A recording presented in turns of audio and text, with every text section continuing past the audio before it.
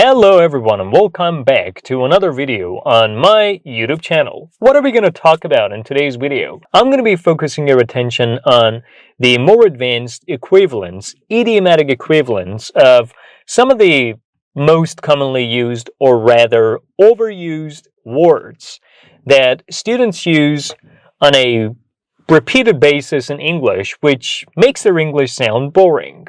But thanks to today's lesson, by the end of today's video, you will have learned some advanced idiomatic equivalents of all these simple words that students use repeatedly. Are you ready to take your English to the next level? Of course you are, which is why you're here watching this video. But before we continue with the rest of today's video, I kindly want you to like this video in support of this small YouTube channel to help it grow and get exposed to a larger number of people and students.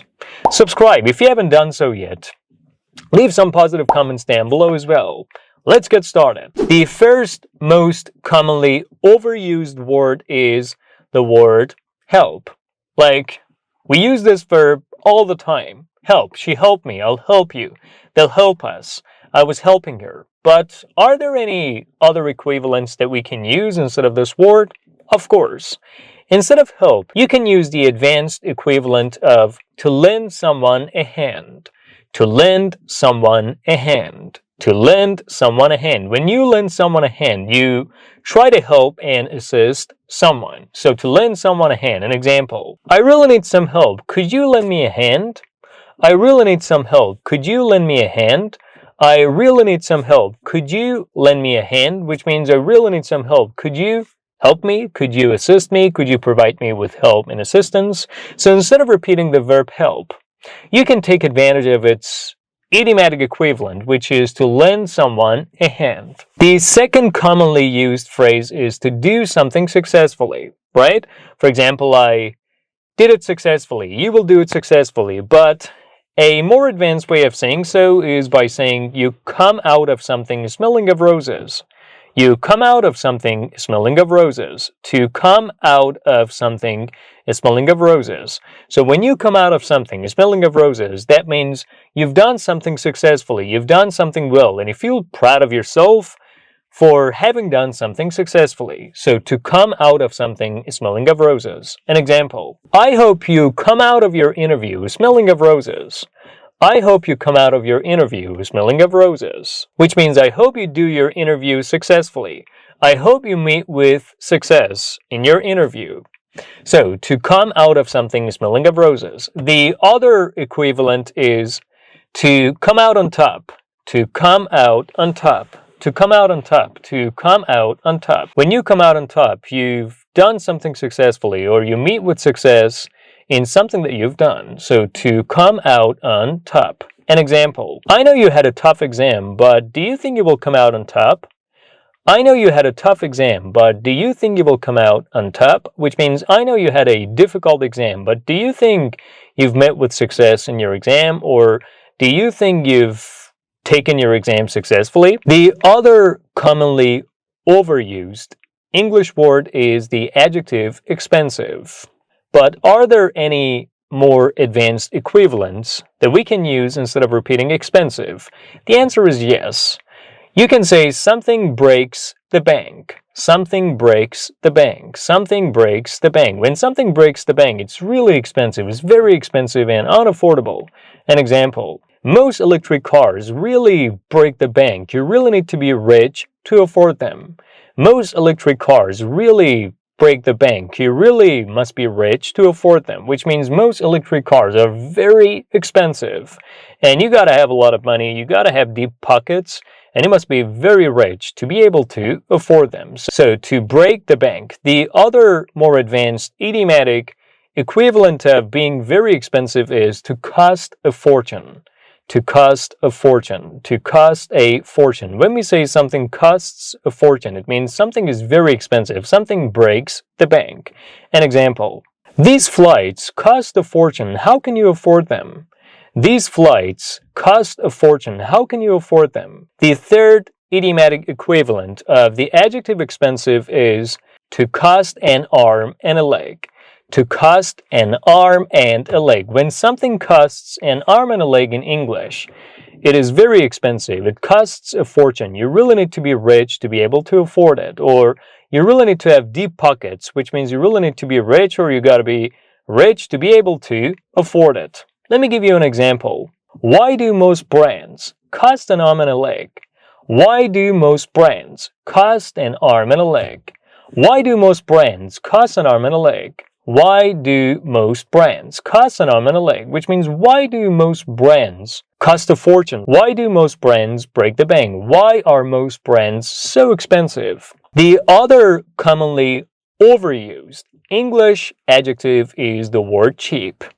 When we want to talk about something which is affordable, we use the word cheap again and again and all over again in a boring way. But the following two advanced equivalents that I'm about to teach you will help you make your conversation and your English speech more exciting and will actually add color to your speech.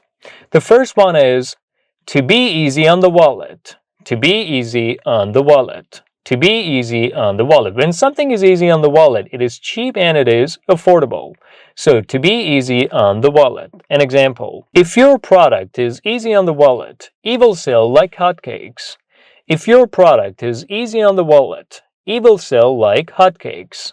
If your product is easy on the wallet, it will sell like hotcakes. Which means if your product is very cheap and affordable, it will sell like hotcakes. To sell like hotcakes in English means to be sold in a large number, to be sold to a large number of people, or to be bought by a significant number of people or a large number of people.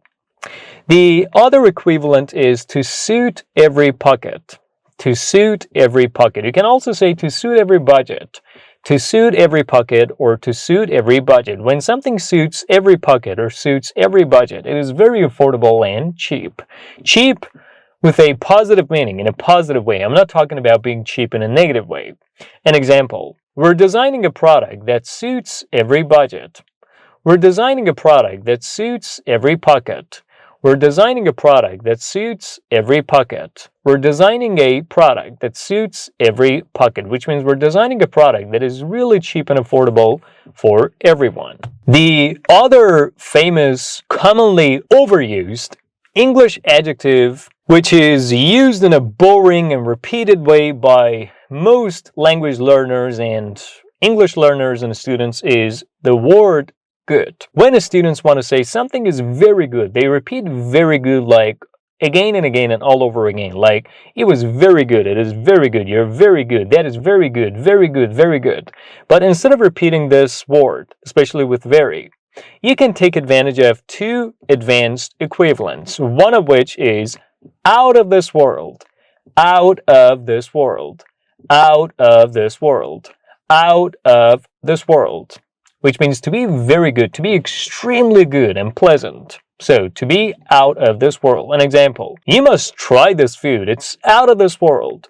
You must try this food, it's out of this world. You must try this food, it's out of this world. Which means you must try this food, it's very good, it's extremely good, it's lovely, it's very pleasant. The other equivalent is to be off the chain.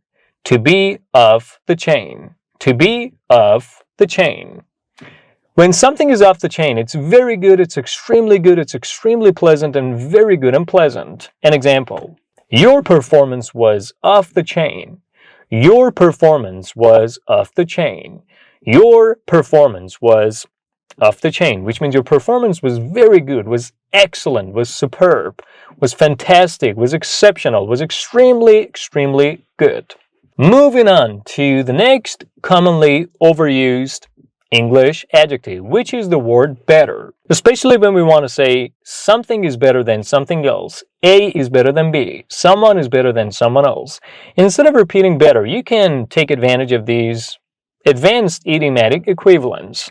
The first one is to be miles ahead of someone or something, or to be streets ahead of someone or something. Instead of miles, you can use streets, and instead of streets, you can use miles. So you can use miles and streets interchangeably in this English idiom. To be miles and streets ahead of someone or something, which means to be much better, far a whole lot and way better than someone or something else. So to outperform, outdo someone else, or to be far better than someone or something else. So to be miles or streets ahead of someone or something. An example, Japanese cars are miles ahead of their rivals when it comes to quality. Or Japanese cars are streets ahead of their rivals when it comes to quality. Which means Japanese cars are far, way, much, a whole lot better than their rivals when it comes to quality, in terms of quality, from the viewpoint and perspective of quality. The other equivalent is to stand head and shoulders above someone or something. To stand head and shoulders above someone or something. To stand head and shoulders above someone or something. When something stands, or you stand head and shoulders above someone or something else, you're far, much, and way better than someone or something else. Or something is far, much, and way, or a whole lot better than something else. An example, I always buy Japanese products because their quality stands head and shoulders above other products. I always buy Japanese products because their quality stands head and shoulders above other products, which means I always prefer Japanese products to other products because of their quality, because of their high quality, because of them being top-notch, or because of their quality being much, far, way, and a whole lot better than that of other products. The other equivalent of better that you can use instead of repeating this word is to leave someone or something in the dust. To leave someone or something in the dust. To leave someone or something in the dust. When one thing leaves another thing in the dust, it is far, much, and way better than it, or outperforms it. So, to leave someone or something in the dust. An example, the future technologies will leave today's technologies in the dust. The future technologies will leave today's technologies in the dust. The future technologies will leave today's technologies in the dust, which means the future technologies will be far, much, and a whole lot better than today's technologies. The other equivalent is to leave someone or something standing. To leave someone or something standing. To leave someone or something standing. To leave someone or something standing. When you leave someone or something standing, you're far better than them. You're way better than them. You outdo or outperform them. An example, my performance will definitely leave yours standing. My performance will definitely leave yours standing. My performance will definitely leave yours standing. My performance will definitely leave yours standing, which means my performance will be definitely better or far better than yours. Proceeding to the next English verb, commonly overused by students, which is the verb bore. What is the meaning of boring someone? When you bore someone, you make someone feel bored. So bore someone, to bore someone. When you bore someone, you make them feel extremely bored or very bored. One way of saying you make someone extremely bored or very bored is by trying someone's patience. When you try someone's patience, you make them feel very bored. So to try someone's patience. To try someone's patience, which means to make someone feel very bored. An example, what is trying your patience in your new job? What is trying your patience in your new job? What is trying your patience in your new job? Which means, what is making you feel very bored and extremely bored in your new job? Proceeding to the next commonly overused English adjective, which is very happy. You do use, you must be using, you must have used, and you will be using this English adjective in a boring and repeated way. But I have 3 other more advanced equivalents of this English adjective that you'd better take advantage of instead of repeating this adjective again and again and all over again. The first of which is to be on top of the world. To be on top of the world. To be on top of the world. To be on top of the world. When someone is on top of the world, they're very happy. They're extremely happy. An example, you're on top of the world today. What is happening? You're on top of the world today. What is happening? You're on top of the world today. What is happening? Which means you're very happy. You're extremely happy today. What is happening? The other equivalent is To be on cloud nine. To be on cloud nine. To be on cloud nine. When you're on cloud nine, you're very happy. You're extremely happy. To be on cloud nine. An example. Once we talk about money, everyone is on cloud nine. Once we talk about money, everyone is on cloud nine. Once we talk about money, everyone is on cloud nine, which means once we start talking about money, everyone feels very happy, extremely happy. And the other advanced equivalent of very happy is to be walking on air. To be walking on air. To be walking on air. To be walking on air. To be walking on air. She's been walking on air since she found her dream husband. She's been walking on air since she found her dream husband. She's been walking on air since she found her dream husband, which means she's been extremely happy since she found her dream husband. Alright, now let's get to the next commonly used English adjective by students. The adjective tired, very tired. Instead of repeating very tired, take advantage of these two idiomatic expressions. The first one is to feel done in. To feel done in. When you feel done in, you feel very tired, extremely tired. You feel exhausted. So to feel done in. An example. I feel done in these days. I really need a trip. I feel done in these days. I really need a trip. I feel done in these days. I really need a trip, which means I feel really tired, extremely tired, very tired these days. I really need to go on a trip. The other equivalent is to be spent. To be spent. To be spent. When someone is spent, they're extremely tired, they're very tired, they're exhausted. An example. I'm all spent today. All I need is just some rest.